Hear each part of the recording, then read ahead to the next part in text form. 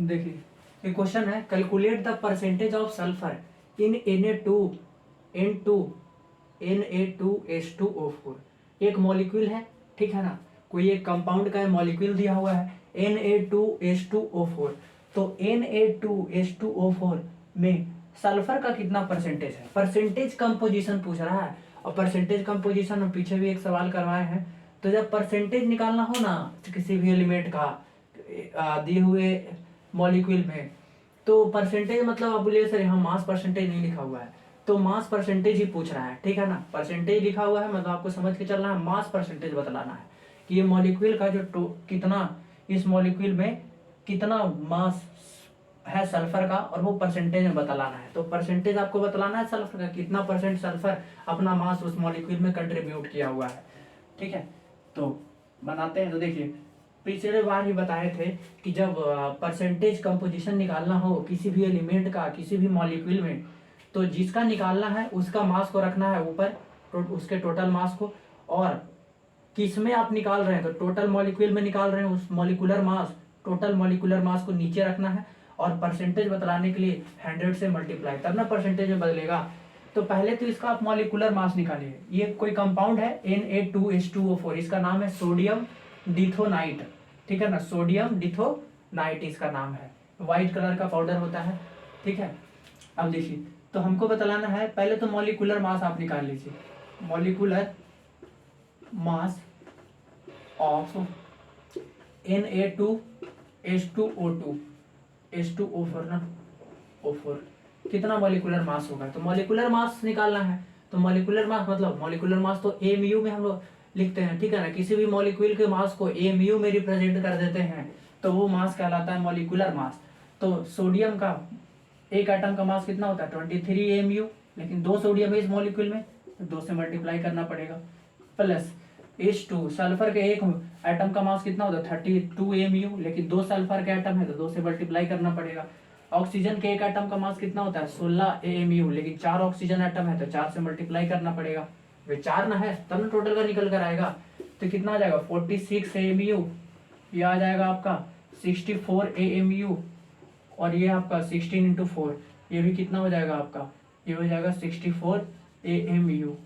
तो कितना हो जाएगा जोड़कर, ये 64 64 128 128 और 46, 128 और 46 कितना हो जाएगा 8 14 174, ठीक है।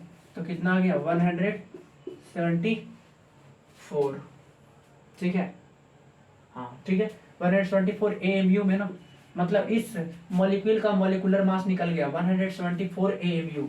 अब इसमें बतलाना है सल्फर का परसेंटेज, ठीक है ना। तो सल्फर का मास कितना है, टोटल मास ऑफ सल्फर आप देख लीजिए, टोटल मास ऑफ सल्फर उस मॉलिक्यूल में कितना है टोटल मास सल्फर का। तो भाई टोटल मॉलिक्यूल का मास है 174 एमयू, लेकिन इसमें आपको चाहिए कि टोटल 174 एमयू में कितना मास है सल्फर का, क्योंकि सल्फर का निकालना है। तो सल्फर का मास होता है 32 एमयू, लेकिन उस मॉलिक्यूल में तो 2 सल्फर के एटम है, तो 2 से मल्टीप्लाई करना पड़ेगा। तो टोटल मास कितना आ गया सल्फर का उस मॉलिक्यूल में, तो कितना आ गया 64 एएमयू। अब आपको परसेंटेज निकालना है, तो किसी भी चीज का परसेंटेज हम लोग निकालते हैं। अगर परसेंटेज ऑफ सल्फर निकालना है, परसेंटेज ऑफ सल्फर, सल्फर का परसेंटेज निकालना है तो कैसे निकलेगा, तो किसी भी चीज का परसेंटेज निकालते हैं तो जो नंबर होता है जिसका निकालना है उसको ऊपर रखते हैं। तो सल्फर का परसेंटेज निकाल रहे हैं तो सल्फर का टोटल मास ऊपर रहेगा, तो 64 एएमयू ऊपर लिख देंगे, ठीक है ना। और किसके रिस्पेक्ट में निकाल रहे हैं, टोटल के रिस्पेक्ट में, तो मॉलिक्यूलर मास है वो नीचे रहेगा, ठीक है ना, 174 एएमयू। और परसेंटेज बतला रहे हैं आप तो 100 से मल्टीप्लाई करना पड़ेगा, तो एएमयू से एएमयू कट जाएगा, ये 32 बार में कट गया 2 से, ये कट गया आपका 87 बार में 2 से, तो कितना आ गया 32 इंटू 100 कितना आ जाएगा 3200, और नीचे में कितना है 87%, इतना परसेंट, क्योंकि 100 था ना तो परसेंटेज बदलने के लिए 100 से मल्टीप्लाई किए थे, तो ये टोटल को कितना परसेंट लिखेंगे।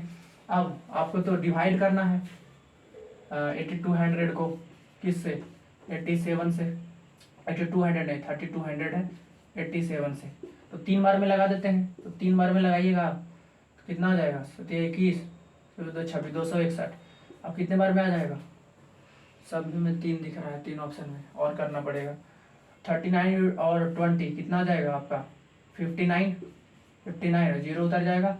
अब 87 6 बार में लगेगा, तो 7 छक 42, हाथ में 4, 8 छक 48, 4 52, हाँ 6 बार में लग जाएगा। कितना आ जाएगा? 522। अब कितना बचेगा? 68.36। किसी ऑप्शन में देखिए कहीं भी 36 नहीं है, एक ही वो में दिख रहा है 36, डी ऑप्शन। तो बाकी अगर जीरो उतरेगा तो अगर 7 बार में लग जाएगा, तो यानी कि क्या हो गया आंसर? 36.7%। ठीक है ना, 36.7%, यानी कि सल्फर का कितना परसेंटेज आ गया उस दिए हुए मॉलिक्यूल में? तो 36.7%। ठीक है ना, यानी कि टोटल जो भी मॉलिक्यूल का मास है उसमें 36.7% जो मास है वो सल्फर कंट्रीब्यूट किया हुआ है उस मॉलिक्यूल में। ठीक है ना, तो सल्फर का परसेंटेज कितना आ गया उस मॉलिक्यूल में? 36.7%, ये मास परसेंटेज आया है। ठीक है ना, और परसेंटेज पूछ रहा था मतलब मास परसेंटेज आपको बतलाना था।